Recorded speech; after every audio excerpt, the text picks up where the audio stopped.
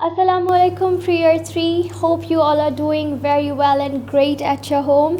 So today is your English class and I am here with a new topic. And to learn that new topic, you have to take out your Maze English workbooks and open page number 33. So today we are going to cover two pages, which are 33 and 34.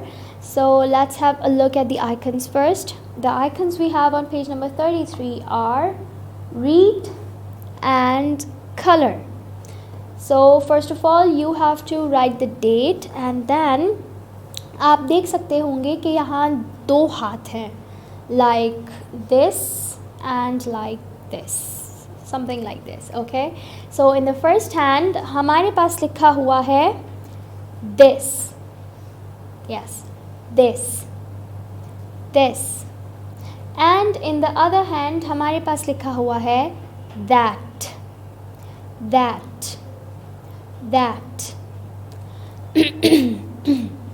Excuse me. So अब अगर हम इस this और that की बिल्कुल translation करें तो हम कह सकते हैं this ये, that वो, this ये, that वो. तो अब हम इसको किस तरह से समझेंगे. हमारे पास एक पिक्चर है, ठीक है. यहाँ आप देख सकते हैं that there is a man standing in a roof, okay, or maybe in a terrace. और हम इस आदमी को करीब से देख सकते हैं, राइट. बट हमें यहाँ पर मून भी नज़र आ रहा है, बट छोटा सा, ठीक है, छोटा सा नज़र आ रहा है और थोड़ा दूर नज़र आ रहा है. ऑलराइट, तो हम इसको इस तरह से समझते हैं कि this, when you refer to something as this, जब आप कुछ बताते हैं this करके, तो it means that thing is near to you. वो चीज़ आपके करीब है, okay, that is near you.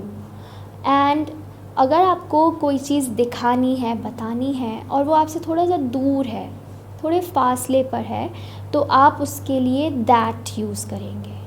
that, जैसे हम अक्सर बोलते हैं ना कि हम अगर किसी जगह पर मौजूद हैं, ठीक है, फॉर एग्ज़ाम्पल अगर आप एक टॉय शॉप पर हैं, ठीक है, और आप जो है वो एक काउंटर पे खड़े हैं और बिल्कुल उस काउंटर में आपके सामने एक टॉय रखा हुआ है. For example it is an electric car. तो आप बोलेंगे कि ये एक इलेक्ट्रिक कार है, ठीक है, ये एक इलेक्ट्रिक कार है. This is an electric car. And there are some shelves. जैसे आपने देखा होगा एक टॉय शॉप में बहुत सारे शेल्व्स होते हैं, हर जगह टॉयज़ लगे होते हैं. तो अगर आपसे थोड़ा सा दूर किसी शेल्फ पर कोई भी चीज़ रखी है, for example there is a bear, teddy bear और अ डॉल, तो आप कहेंगे और वो देखो वो टेडी बेयर है, वो एक डॉल है, वो देखो वो doll, can you see that doll, वो डॉल देख रहे हैं, वो डॉल देखी, दैट डॉल. क्यों? क्योंकि वो थोड़ा दूर होती है, तो हम वो करके उस चीज़ को रेफ़र करते हैं. और जो चीज़ हमारे सामने हमारे करीब होती है, हम उसे दिस ये करके रेफ़र करते हैं. ओके, आई होप थोड़ा बहुत समझ में आ रहा होगा. नहीं आ रहा तो अभी जो हम अपनी पिक्चर्स पढ़ेंगे उसमें आपको समझ आ जाएगा. सो द फर्स्ट पिक्चर जिसमें हम देख सकते हैं that there is a man standing in a terrace and then हम देख सकते हैं कुछ मून्स और स्टार्स इन द बैकग्राउंड, थोड़ा सा दूर हैं. तो हम इसे किस तरह से पढ़ेंगे? We will read it. This is a man. Read after me. This is a man. Very good. Then that is a moon. That is a moon. This is a man. That is a moon. ठीक है. Then अब जो दूसरी picture हमारे पास है, इसमें आप देख सकते हैं कि एक एग रखा हुआ है. अब ये थोड़ा बड़ा सा लग रहा है, क्यों? क्योंकि ये करीब रखा हुआ है और इसके पीछे हम देख सकते हैं कि एक छोटा सा कॉटेज है और एक हैन है. हैन, तो वो छोटी इसलिए लग रही है क्योंकि वो दूर है, दैट इज़ डिस्टेंट। तो हम किस तरह पढ़ेंगे?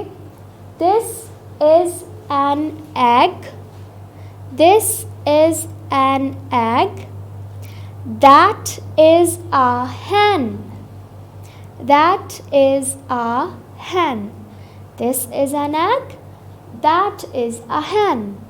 Okay, now the third picture, same, likewise, this is a parrot क्योंकि parrot करीब है, this is a parrot, that is a nest, that is a nest क्योंकि घोंसला या nest वो दूर है, ठीक है।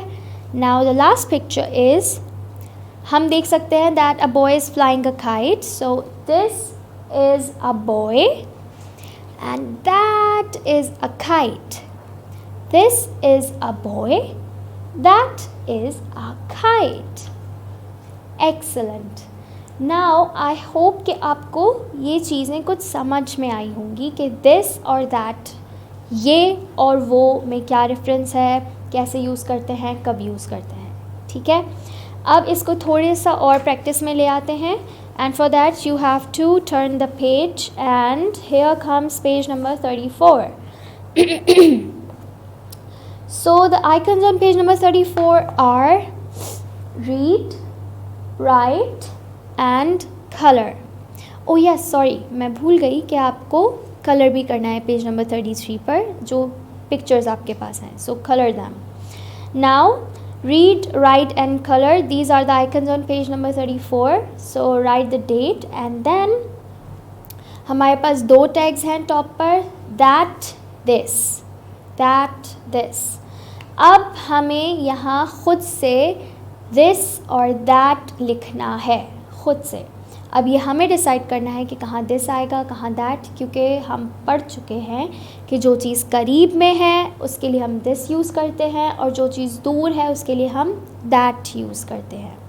नाउ लुक, यहाँ हमारे पास फर्स्ट पिक्चर में एक लड़का है और एक बॉल है.